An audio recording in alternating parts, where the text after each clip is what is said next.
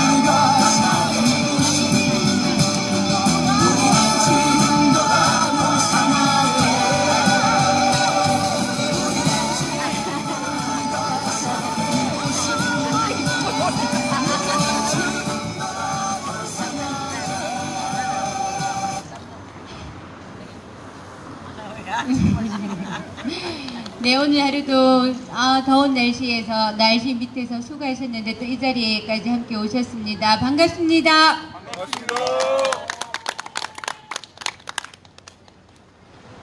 네. 네. 어제는 제가 이렇게 생각해 보니 작년 5월에 일본에 갔었을 때 평화연대 활동하러 갔었을 때 히로시마에 갔었던 기억이 났습니다. 1945년 8월 6일 아침 8시 15분경에 히로시마에 원자폭탄이 떨어졌습니다. 그리고 사흘 뒤인 8월 9일에 나가사키에 또 원자폭탄이 떨어졌습니다. 그렇게 해서 죽은 사람과 원자폭탄에 피해를 본 사람들이 자그마치 70만 명이라고 합니다. 그리고 히로시마와 나가사키에는 군수 물품을 만들어내는, 군수 물자를 만들어내는 공업도시였기 때문에 그 당시 우리나라에 강제징용으로 끌려간 분들이 의외로 다른 지역보다 더 많았었는데 그 당시에 우리나라 분의 희생자 수가 5만 명에 이른다고 합니다. 사람의 목숨을 1명, 2명은 적고 5만은 많고 70만은 엄청 많고 이렇게 어떻게 가늠할 수가 있겠습니까? 한 명이 7만이고 700만이고 목숨 하나를 그 무엇으로 비교할 수 있겠습니까? 그런데 일본은 이렇게 식민 지배와 침략 전쟁에 대한 사죄를 하지 않습니다. 사죄를 하지 않고 우리나라를 또다시 누르기 위해서 경제적으로 누르고 그리고 거기에 더해서 군사적으로 누르기 위해서 저렇게 발악을 하고 있습니다. 그런데 우리나라 정치권의 또 일부에서는 핵무기를 갖다 놔야 된다라고 얘기를 합니다. 그런 것들을 보면서 인간의 어리석음이 어디까지인가 하는 생각도 해봤고, 과연 그 사람들은 핵무기의 위력이 어떻게 생각을 하는지 도무지 제 짧은 소견으로는 이해할 수가 없어서 어저께 오늘 조금 마음도 조금 답답하기도 하고 조금 그렇습니다. 지금 일본이 하고 있는 이 짓 속에서 또 뜻하지 않게 여러 가지 이야기들이 정말 상식을 뛰어넘는 이런 여러 가지 이야기들이 여기저기에서 툭툭 불거져 튀어나오는 이런 참담한 현실과 또 우리 지역에 소위 국회의원이라는 이름을 달고 있는 송언석이라는 그 사람이 TV에 나와서 또 우리 아픔을 갖고 있는 분들에게 소금을 치고 칼로 후배 파는 그런 망언을 하지 않았습니까? 그런 것들을 보면서 전쟁을 일으키는 것은 소위 말하는 정치 지도자들이 전쟁을 일으키고 그 피해는 고스란히 우리의 몫이고 그리고 그 잘못과 사과와 아픔과 이런 것들 또한 고스란히 우리의 몫이 되는 이 현실이 어디까지 치달을까 하는 생각도 하지만 또한 한쪽에서 이렇게 평화를 굳건하게 지키고자 하는 수많은 우리들의 노력들이 세계 곳곳에 있기 때문에 또 우리가 이렇게 평화를 누릴 수 있고 또 더 나은 평화를 위해서 한 발 한 발 나아가고 있다는 생각을 해보면서 사드 배치 결사반대 김전 시민 촛불 집회 795회를 시작하도록 하겠습니다. 네. 첫 번째 순서로 모두 자리에서 일어나셔서 임을 위한 행진곡 힘차게 부르겠습니다.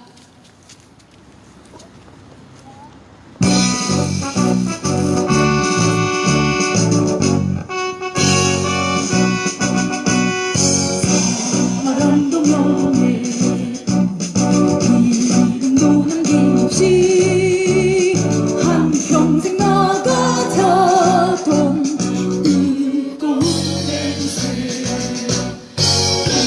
온지는 않네요 깊이 벌만 남겨 새날이 올 때까지 흔들리지 마라 세월은 흘러가도 상처는 난다 깨어나서 외치는 뜨거운 함성 앞서서 나가니 성차려 따르라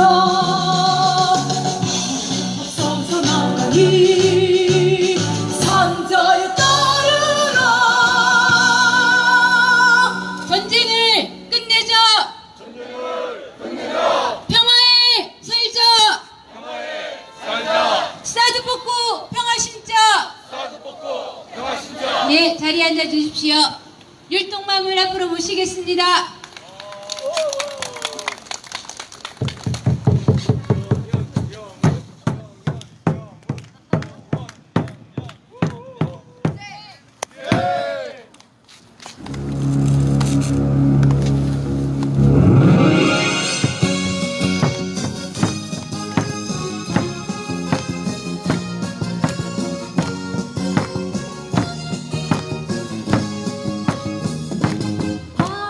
바위처럼 살아가보자 모진 비바람이 몰아친 대로 어떤 유혹의 손길에도 흔들림 없는 바위처럼 살자 바람에 흔들리는 것 우리가 얕은 갈대일 뿐 대지에 깊이 박힌 저 바위는 굳세게도 서 있으니 우리 모두 절망에 굴하지 않고 시련 속에 자신을 깨우쳐가며 마침내 해방 세상 주축돌이 돼 바위처럼 살자 바람에 흔들리는 것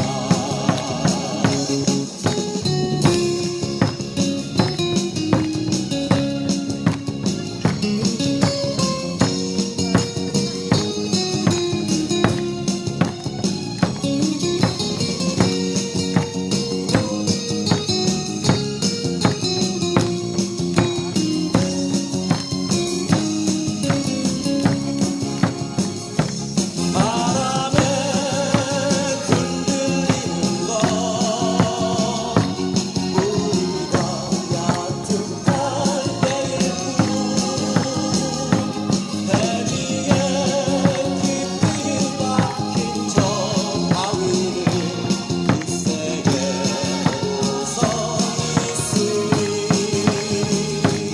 우리 모두 절망에 굴하지 않고 시련 속에 자신을 깨우쳐가며 마침내 해방 세상 주축돌이 돼 바위처럼 살자 바위처럼 살자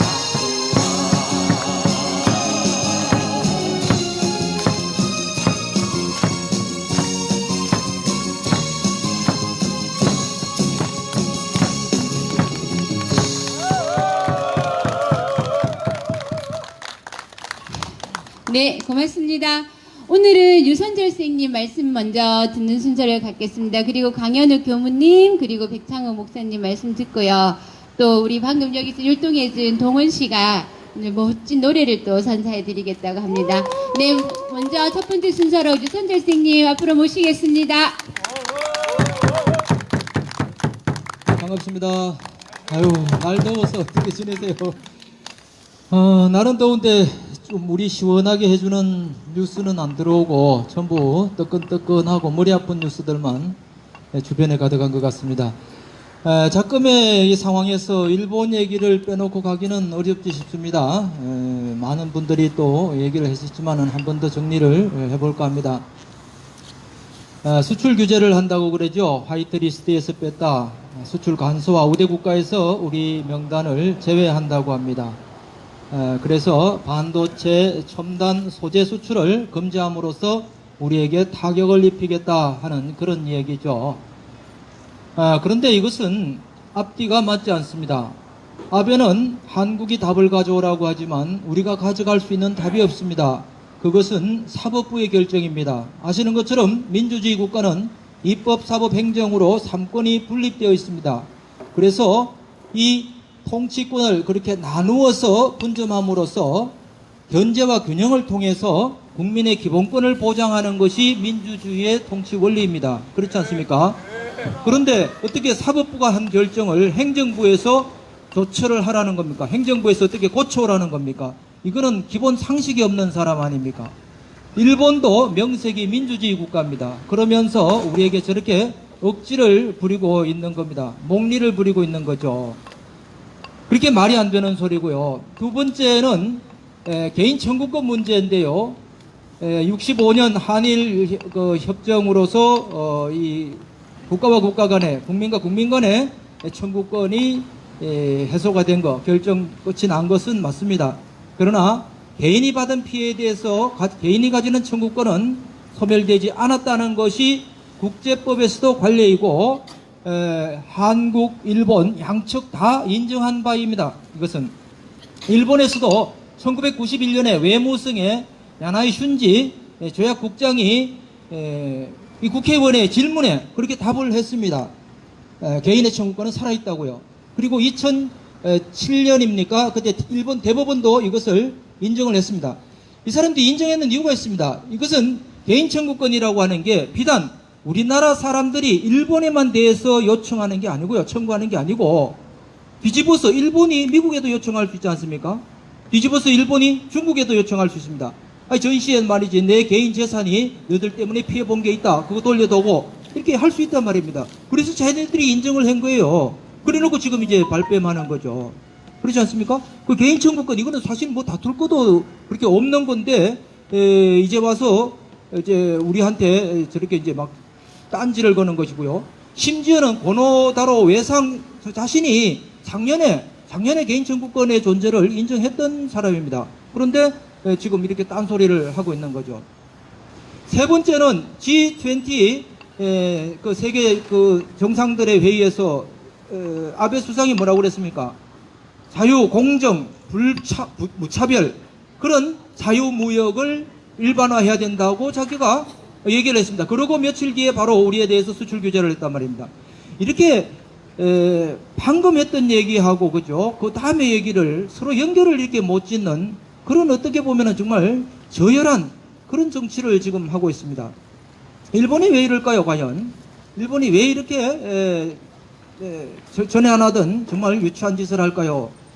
첫 번째는 우리 경제가 그만큼 컸다는 거죠. 반도체가 세계 1위고, 조선, 자동차, 뭐 세계 굴지의 기업들이 막 이렇게 우리나라에 있고, 세계 시장을 말이지 막 석권해 나가니까 얘네들이 굉장한 위기의식, 경쟁의식을 느낀다는 겁니다. 세계 2위의 경제국가에서 지금 3위로 이제 밀렸고, 그죠? 그러면서 그네들이 당한 이제 자존심이 무척 상했겠죠. 그런데 그것뿐만이 아니고, 일본 국내에서 정치나 경제가 풀리는 게 별로 없습니다. 여러분 아시는 것처럼 일본은 미국의 우리보다도 더 속국입니다. 헌법까지를 미국이 딱 틀어지고 있지 않습니까? 그러니까 저 사람들에서는 뭐가 없느냐 하면은 어떤 그 국민적 자존심 어떤 이런 게 없어요. 굉장히 열패감에 사로잡혀 있는 사람들입니다. 그래서 과연 우리나라가 주권국가냐? 일본 사람들한테 그렇게 물으면 아니라고 답하는 사람이 절반이 넘는다고 합니다. 그래서 미국의 속국이다. 우리 주권국가 아니다. 이렇게 얘기하는 사람들이 그렇게 많다고 합니다. 그렇게 일본의 정치는요, 그렇게 우리가 생각하는 것처럼 잘 되고 있지 않습니다. 아주 후진적인 정치예요. 이번에도 보셨지 않습니까? 참여 선거하는데 선거율 48%, 그러다가 이제 평화헌법을 전쟁 가능한 국가로 바꾸기 위해서 아베가 그렇게 애를 썼지만 자민당은 9석이나 빠졌고 결과적으로 개헌 가능한 3분의 2선에서 결국 4석이 모자라는 그런 실패를 했는 셈이죠. 경제는 어떻습니까? 경제는 아베가 새로 집권한 지가 지금 6년이 지나갔는데요. 그동안에 빚이 얼마나 졌느냐 하면은 1100조가 졌습니다. 1100조. 원이 아닙니다. 1100조 N입니다. 1100조 N. 이 심각한 거죠. 이게 대부분 80%가 뭐냐면은 국채를 낸 거예요. 국민들로부터 쉽게 말해서 빌린 겁니다. 그거를 갖다가 풀었단 말이에요. 1100조를 풀어서 경기를 부양시키려고 했는데 경제성장, GDP가 성장하지 않아요. 경제성장이 이루어지지 않습니다. 실질 경제성장률이 1.2%에 머물렀어요. 그러니까 보세요. 이 경제 안 된단 말입니다. 정치, 미국의 속국이야, 우리. 국민들이 이런 열패감에 사로잡혀 있어요. 자, 그러면 국제정치, 동북아의 정세는 어떠냐? 이 사람들은요, 북한을 잠재적인 적으로 삼아가지고 국민들을 규합하고 지지층을 결합하는데 항상 활용을 했는데요. 지금 미국하고 북한이 평화정세로 돌입을 했고요. 남북 간에 이 불가침의 약속을 합니다. 자, 과거처럼 북한만 무조건 때리기가 곤란해졌다 아닙니까? 그래서 지금 이제 한국을 때리는 겁니다. 그렇지 않습니까? 그러는 가운데서 일본은 뭘 했습니까? 중국도 북한에 대해서 뭔가 영향을 행사하고 러시아도 뭔가 영향을 행사하는데 일본만 아무 역할을 못합니다. 미국은 물론 큰 역할을 하고 있죠. 그러니까 저펜 패싱 현상 이런 거 나타나면서 또 한 번 동북아에서 일본은 또 아무것도 아니라는 것을 또 한 번 또 확인하는 거란 말입니다. 그래서 이렇게 둘러보면 일본은 정말 쉽게 말해서 사는 재미가 없어요. 그렇지 않습니까? 정치를 봐도 재미가 없고 경제를 봐도 재미가 없고 국제정치의 어떤 구도상에서도 일본의 존재감도 없어요. 우치다 다츠루라고 하는 일본의 아주 대표지성이 있습니다. 고베 여자 대학교의 이제 명예교수인데요. 이분이 이런 얘기를 합니다.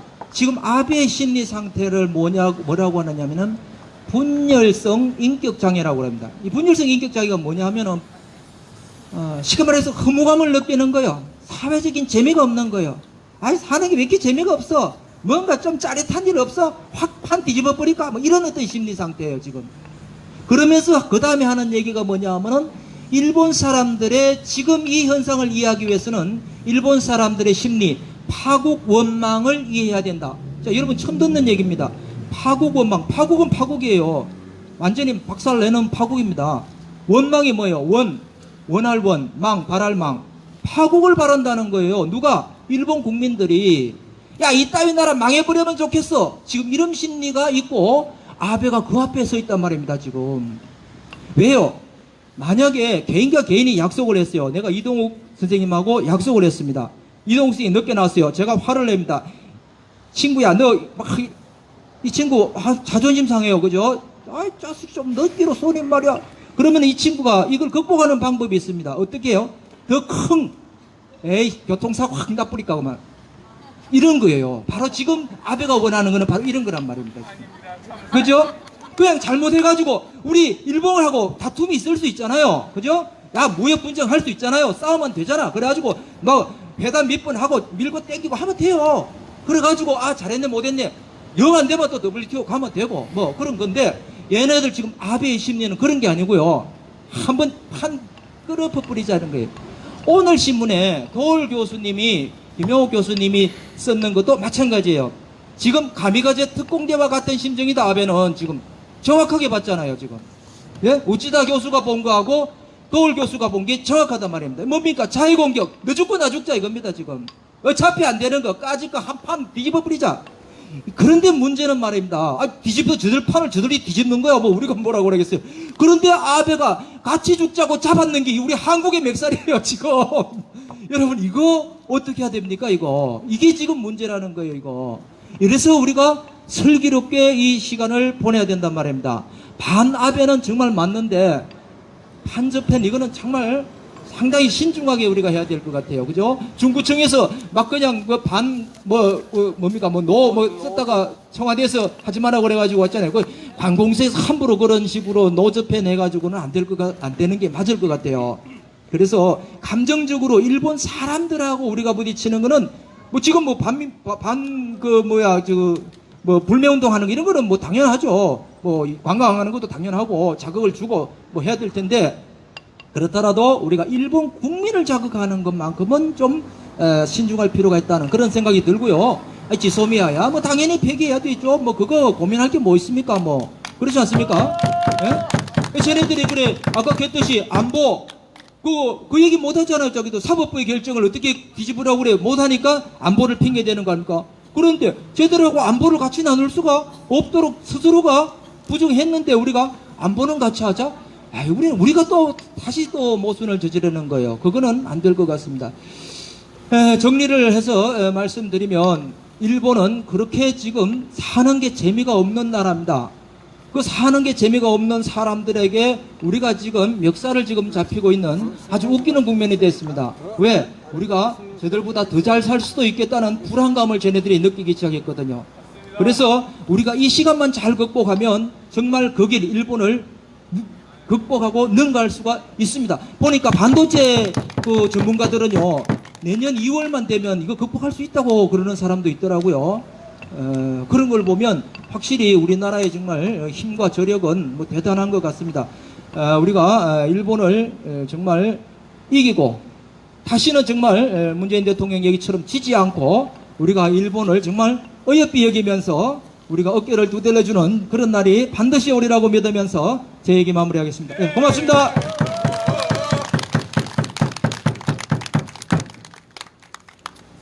제가 유선재 선생님 오시길 잘했지요? 네.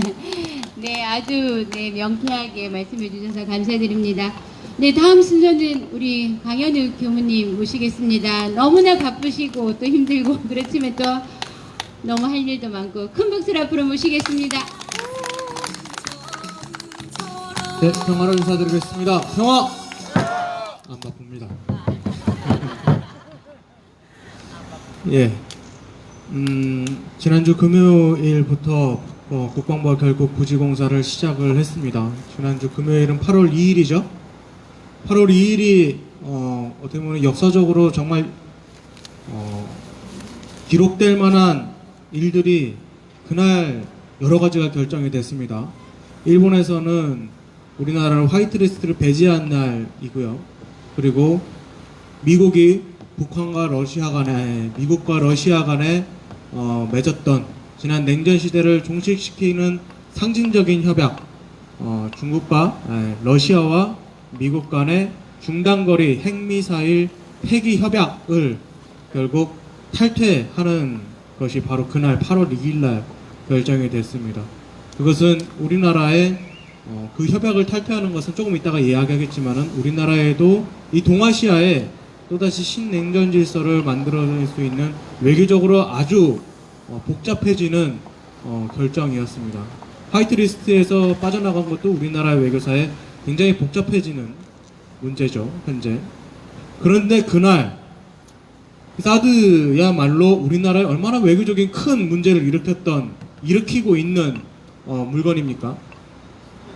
세부적으로는 우리 국민들의 일상 하나하나를 파괴시켰고 우리를 몇 번에 걸쳐서 국가폭력에 시달리게 하기도 했고, 그러면서 거대 담론에서는 이 동아시아에 외교적으로 시한폭탄과 같은 그러한 역할을 하는 게 이 사드인데, 그렇게 복잡한 외교적 판단이 결정되는 그날 국방부가 사드 공사를 시작했다라고 하는 것은 둘 중에 하나죠.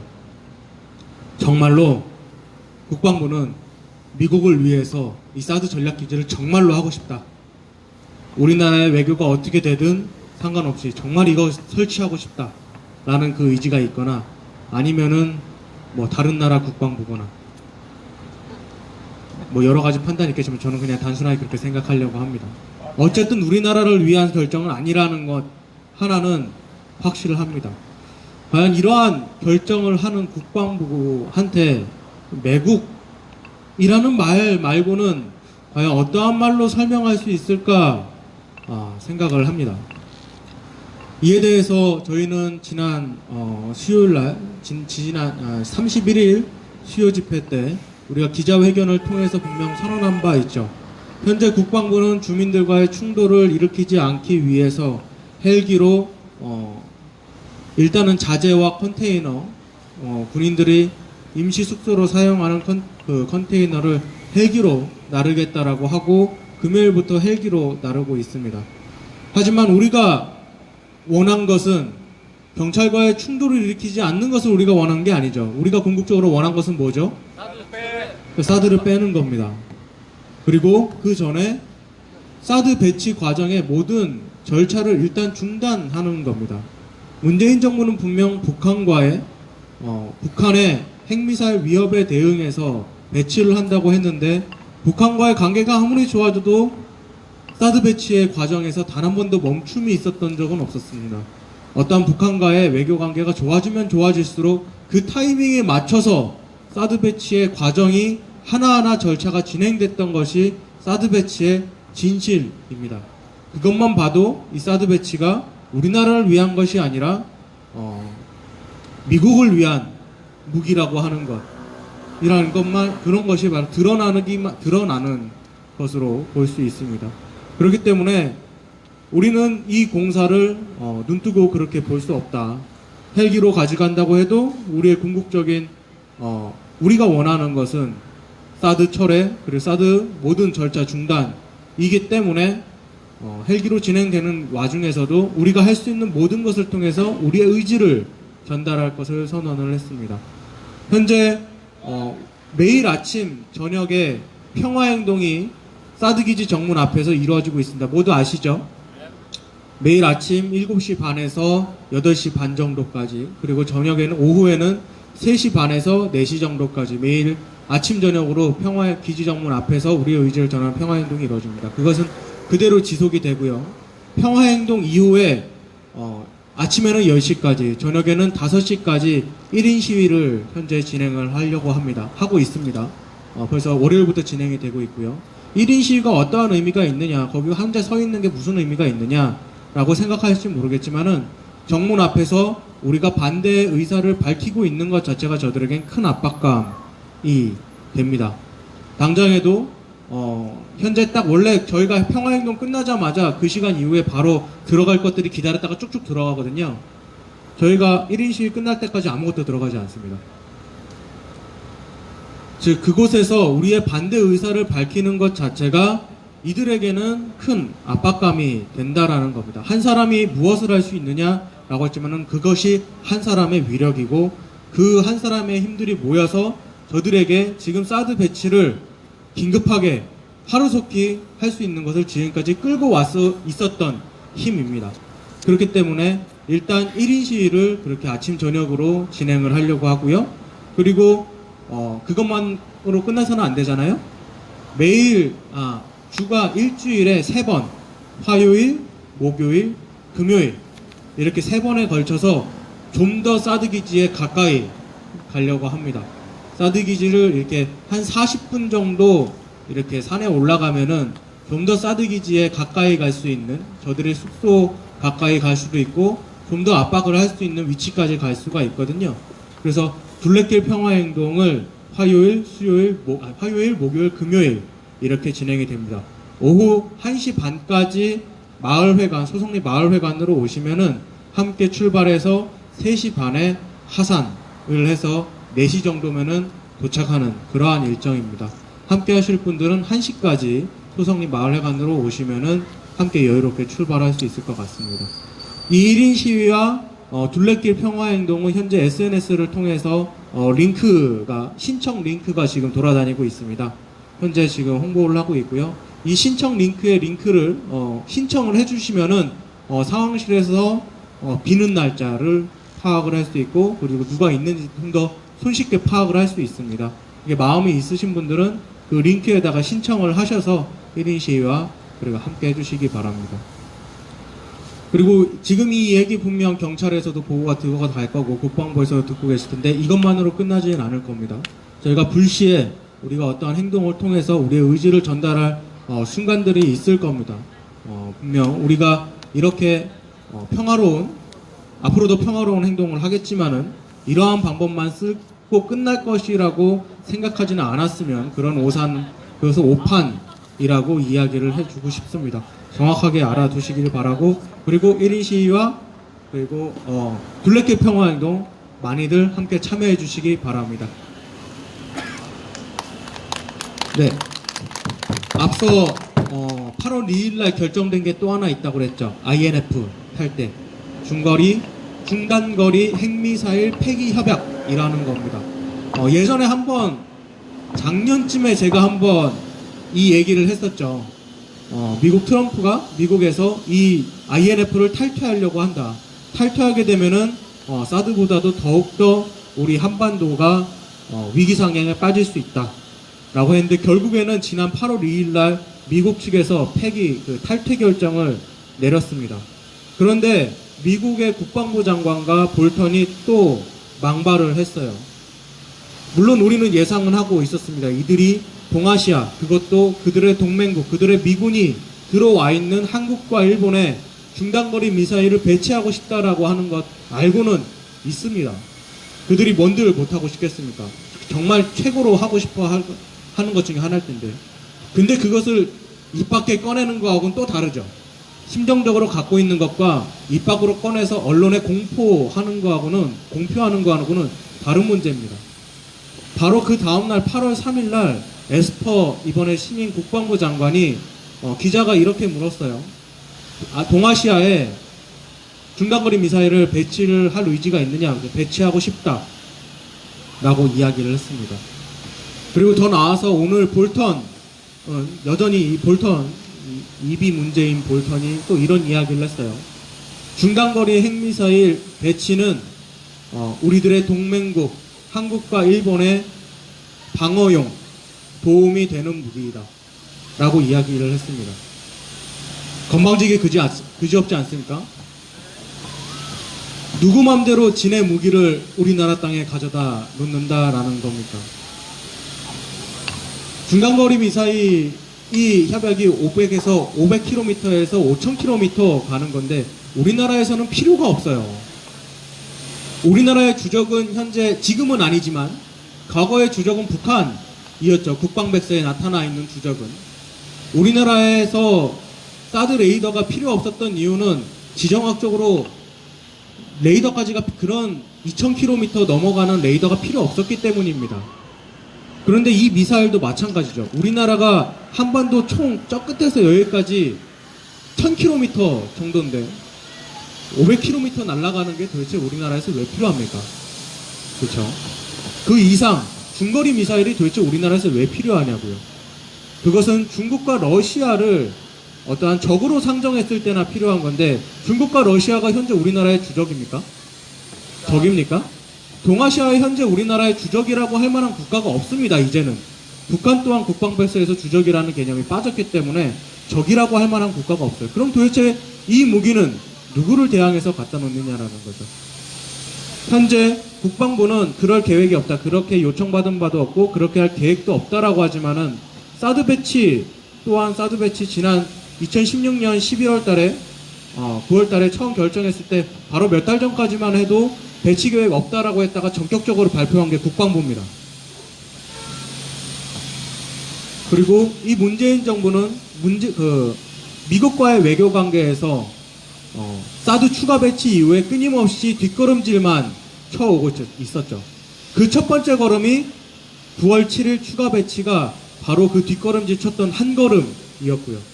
한 걸음 뒷걸음질 치니까 방위비 분담금 1조 원 가까이 증액해주고 여러 가지 뭐 해주고 이번에 호무르즈 해협의 파병까지 한다고 그러고 그리고 일본과의 지금 외교 전쟁에서 경제 전쟁에서 강력한 카드로 사용할 수 있는 한일 군사 보호협정, 한일 군사정보 보호협정 이 폐기 카드를 마음대로 또 쓰지도 못하게 하는 게 이 미국입니다. 니들이 그렇게 보호하고 싶었던 자유경제 위반하고 있는 거 일본이니까 일본한테 뭐라고 해? 라고 해서 요청했더니 우리나라의 방위비 분담금 증액해달라,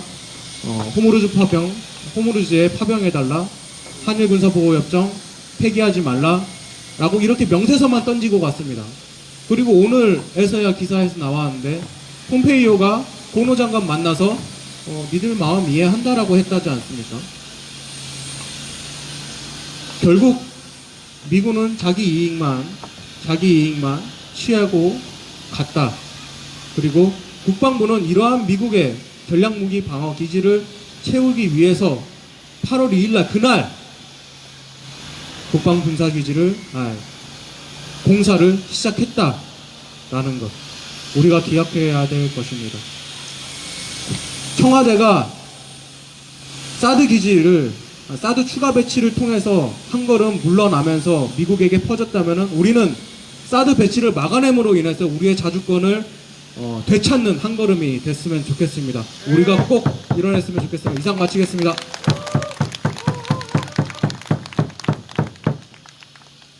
네, 감사드립니다. 끝에만 한번 세 번 따라해 주십시오. 불법 사드 기지 공사 지금 당장 중단하라. 사드 배치 철회하라. 네, 감사드립니다. 네, 다음 순서는 백창욱 목사님 앞으로 모셔서 제주도에 다녀오신 것 같습니다. 네, 그와 관련한 말씀 들어보는 순서를 갖도록 하겠습니다. 큰 박수로 앞으로 모시겠습니다. 안녕하십니까. 지킴이 예수 알기 백창홍입니다.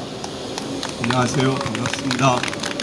예, 지난주에 제주 생명평화 대행진에 참여하고 왔습니다. 감사합니다. 그 강정 해군기지, 그 제주도 남단에서 출발해서 제주도 동편의 그 제2공항 예정지라고 하는 성산을 거쳐서 제주도 북단까지 일주하는 그런 코스를 함께 걷고 왔습니다. 저희 행진단이 걸으면서 세 가지 구호를 끊임없이 외쳤습니다. 이 시간에 한번 같이 외쳐보겠습니다. 평화야 고치글라. 네, 고치글라는 같이 가자 그런 뜻입니다. 다시 해볼게요. 평화야 고치글라. 해군기지 철수하라. 제2공항 중단하라. 예, 이 세 가지 구호를 행진단이 제주를 일주하면서 끊임없이 외쳤습니다. 뭐 제2공항 문제는 제주도 사람들에게 긴급한 현안이니까 그 사람들한테 더 중요하고 우리한테는 그렇게 덜 중요하다고 생각합니다. 다만 그 행진 과정에서 느낀 우리가 매우 그 참고로 배워야 할 그런 점들을 좀 말씀드리려고 합니다. 그 제2공항 예정지 이제 성산 지역을 걸으면서 봤습니다. 뭐 우리 소송이나 김천 그 시골 동네 그 풍광이 아름답잖아요. 마찬가지로 제주도의 그 풍광도 정말 아름답습니다. 그냥 그 하늘이 부여해준 그런 넉넉한 자연 풍광이잖아요. 그리고 거기에는 그 생태 군락지도 아주 많습니다. 그리고 또 우리가 이 산이라고 부르는 그 제주도는 산을 오름이라고 하더라고요. 또 아주 여러 개의 오름이 있습니다. 무엇보다도 거기에는 수백 년 선조 때부터 살아온 마을이 있잖아요. 그런데 제2공항을 건설하게 되면 그 모든 제가 지금 열거한 것들이 다 없어집니다. 그래서 저는 정말 이 개발 마피아, 안보 마피아들의 그 돈 욕심은 무섭구나. 정말 무섭도록 집요하구나. 그런 생각을 다시 한번 했습니다. 저 같으면 그 자연의 아름다운 풍광들, 거기에 그 태고 쪽부터 있어 왔던 그 여러 가지 그 원래 있던 그 자연들, 무엇보다도 거기서 조상 대대로 살아왔던 사람들이 있는데 이런 것들을 다 무시하고 그걸 그냥 불도저로 밀어서 가히 공항으로 만들 수가 있는가? 그게 저 자신은 엄두가 나지 않습니다. 그런데 개발 마피아들은, 안보 마피아들은 그런 게 하등에 거리낌이 없는 거예요. 네, 돈만 되면. 정말 무서운 놈들입니다. 이 말도 안 되는 일이 이 권력이 마피아와 손을 잡고 그냥 힘으로 물어붙이면 되는 게요. 돼버리는 거예요. 우리 여기 사드도 그냥 자기네들이 힘으로 우리를 누르고 그냥 배치를 해버렸잖아요. 그렇게 그냥 해버리는 거예요. 결국은 우리 민중의 힘으로 최우선 당사자인 우리 민중의 힘이 이 마피아들의 탐욕과 권력의 만행을 저지해야 합니다. 성산에서 제가 느낀 게 제주도 전 일정을 뭐 함께 할 수는 없겠지만 저도 행진단이 제2공항 중단하라고 이렇게 끝도 없이 외치는데 그러면 그 성산 지역의 그 주민들은 그날 그 코스만큼은 같이 행진할 법 하지 않습니까? 예, 제가 성산 주민이라면 주민들 조직하고 얘기하고 광고하고 설득해서 이 코스만큼은 우리 문제니까 우리도 같이 행진하자고 하겠어요? 근데 아무도 안 왔어요. 농사일이 바빠서 그렇다고 쳐요. 공평하게 말하자면 그날 점심은 우리가 아주 잘 먹었습니다. 그 아주머니들이 마을에 가면서 아주 다른 때보다도 더 풍성하게 음식 준비를 잘 해주셔서 잘 먹었어요. 하지만 음식 잘 먹은 것 감사하지만 그렇게 우리도 전혀 제2공항과 상관없어요, 저. 하지만 연비심에 제2공항 중단하라고 그냥 목청 다해서 외쳤는데 그럼 당사자들은 그날만큼이라도 함께 해야 될 텐데 안 오더라고요. 낮에는 일하느라고 바빠서 그렇다고 치고 저녁에 우리가 거기 성산 체육센터에서 이제 문화제를 하는데 그럼 문화제는 좀 다 와주면 좋지 않습니까? 어떻게 됐을까요? 아무도 안 왔어요. 대책위 대표가 나와서 빨랑 발언을 했어요. 야, 이분들이 과연 제2공항을 막을 수 있을까? 미지수더라고요. 왜냐하면 모든 사람이 그 개발 마피아뿐만 아니라 거기 주민들 당사자들도 보상의 촉각에 곤두서 있어요. 그 안에서도 공항 예정지에 들어간 사람은 반대하지만 바로 경계를 둔 주민들은 또 찬성해요. 왜? 땅값이 그러니까.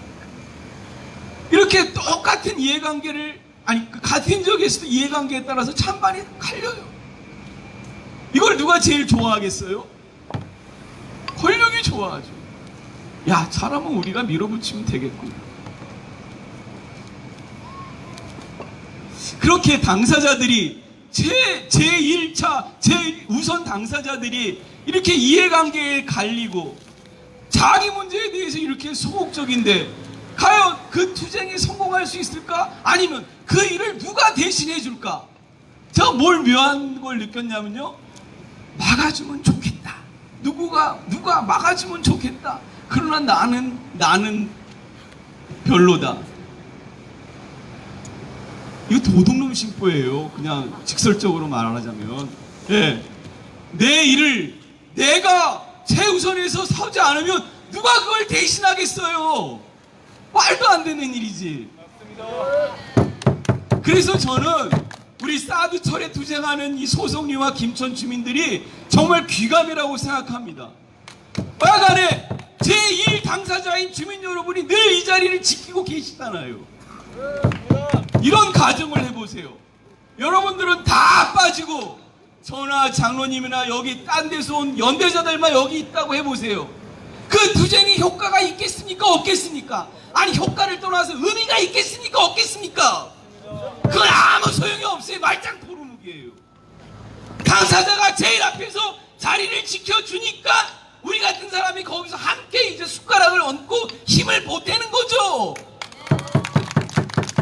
최우선인 사람들이 누군가 해야겠지? 나는 아니야 라고 빠져보세요. 안 됩니다. 사드 못 물리쳐요. 저는 지금 이 국방부 새끼들이 헬기로 이렇게 나르는 것이 우리로서는 참 저것도 막아야 되는데 그래도 하여튼 우리가 줄기차게 굴하지 않고 공권력 무수한 침탈 이외에도 현장을 지킨 그 덕에 이놈들이 충돌이 무서워서 헬기로 다니는 거라고 믿어요. 네, 우리가 물렁물렁하고 현장 안 지키고 모이든지 안 모이는지 그냥 지지부진하면 그냥 하던 대로 해버릴 거예요. 그러나 우리가 절대로 용납할 수 없다고. 경찰 새끼들 국방부 새끼들 오기만 와봐라 그냥 조사버린다. 이렇게 하니까 이놈들이 못 들어오는 거라고 믿어요. 이게 정신승리입니까? 아니에요. 우리가 3년간 그러지 않고 투쟁해온 현재의 반영입니다. 네, 그 누군들 대신할 수 없습니다. 우리가 맨 앞에 서야 합니다. 우리가 자리를 지켜야 합니다. 그것이 서로 모아져서 우리가 원하는 그런 결과를 맞이한다고 믿습니다. 그날 올 때까지 하루하루 힘차게 함께 갑시다. 주제.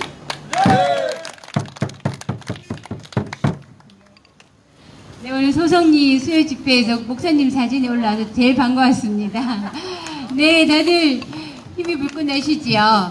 네, 이렇게 앞장서서 3년이 넘도록 사드 철회 투쟁을 하고 있는 우리 자랑스러운 주민에게 그냥 조금 이렇게 약간의 그 자랑스러움을 좀 갖고 가시려고 우리 부천에서 평화 통일을 여는 사람들 부천에서 오셨습니다. 정용진님 오늘 함께 하셨고요. 네, 전국 보직원 노동조합의 경북 지부장이신 이용기 선생님도 함께 하셨습니다. 네, 감사드립니다. 함께 계시니까 자랑스러우시지요? 네, 마지막 순서로는 우리 노래를 네, 간주센터에 말씀드렸는데 우리 같은 시민이기 때문에 우리 김천 시민이기 때문에 그래도 간주센터 우리 노동자들께 큰 박수 주십시오. 네, 네, 김동원 또 우리 정진석의 뒤를 잇는 또 네, 가수가 될지도 모르는 우리 김동원님 노래 들어오셨습니다. 큰 박수 모시겠습니다. 따로 뽑히는 그날까지 끝까지 같이 가고 싶은 김동원입니다. 네, 항상 술이 원수죠. 왜 한다고 그랬는지 술 한잔 먹고 또. 네, 우선 시간이 없으니까 노래 한 곡 빨리 하겠습니다.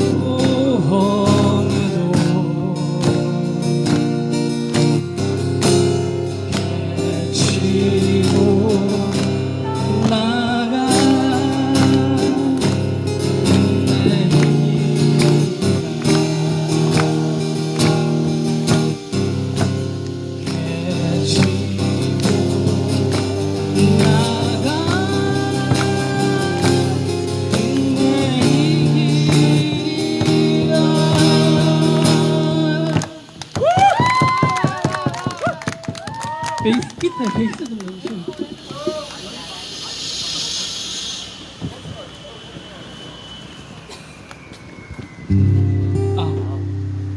왜 빼세요? 아니, 바꾸십시오.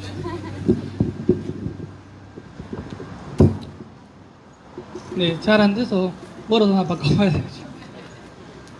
네, 세 곡을 준비해 왔는데요. 시간이 그냥 그래서 마지막 거 하도록 하겠습니다. 아, 네. 잠시만요. 버스가 너무 일찍 와.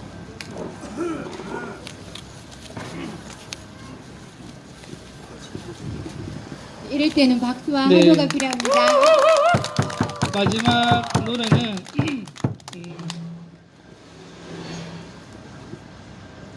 남북 관계를 개선하시기 위해서 열심히 노력하시는 우리 대통령님을 위해서 한번 힘내시라고 불러보겠습니다.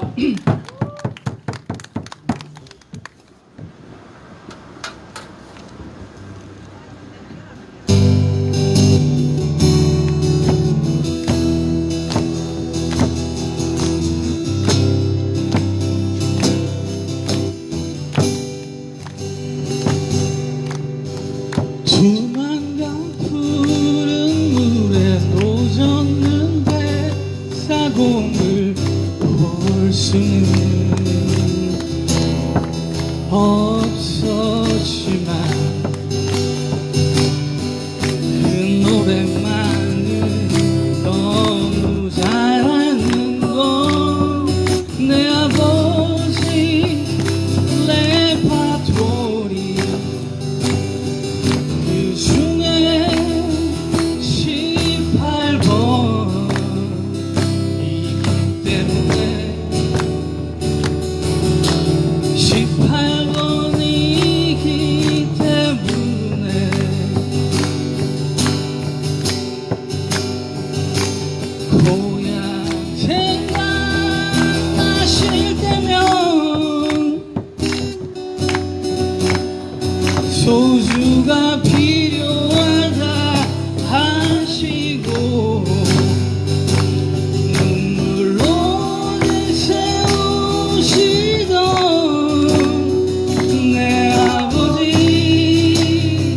이렇게 얘기해줘 죽기 전에.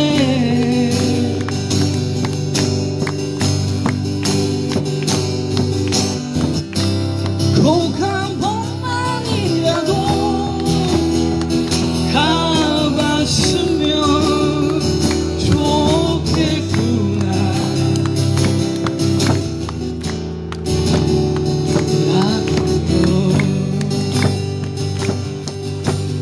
눈보라 휘날리는 바람 차는 남부로 가보지는 못했지만 그 노래만은 너무 잘 아는 건 내 아버니 레파토리 그 중에 18번이기 때문에 18번이기 때문에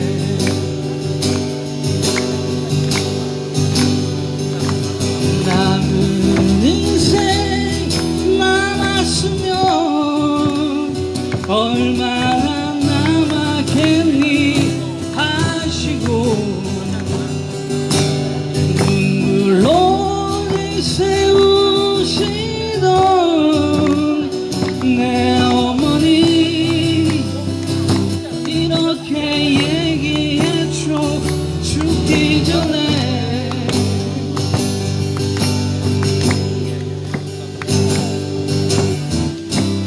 꼭 한 번만이라도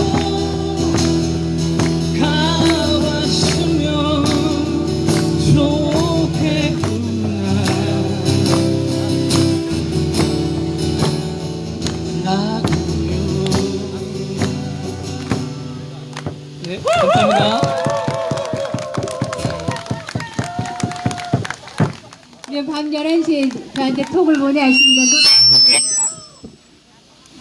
노래하겠다고 했는데 아쉽죠. 두 곡만 들으니까. 네, 조만간 동원 씨 노래를 다시 한번 듣는 시간을 마련하겠습니다. 네, 율동을 하려고 했는데 우리 어머니들 다리 쭉 뻗고 계시다가 다리 오므려서 또 일어나려면 시간이 많이 조금 걸릴 것 같아가지고요. 율동은 생략하고 네, 아무튼 수고하셨습니다. 소성리에서 아침, 저녁, 또 낮에 또 기지 앞에서, 마을 앞에서, 또 산에서 계속 평화행동을 한다고 하니까요. 시간 되시는 분들은 소성리로 마음과 발길을 모아주셨으면 좋겠습니다. 네, 더운 날도 수고하셨습니다. 편한 저녁 보내시고 일요일에 건강한 모습으로 다시 뵙겠습니다. 수고하셨습니다. 네.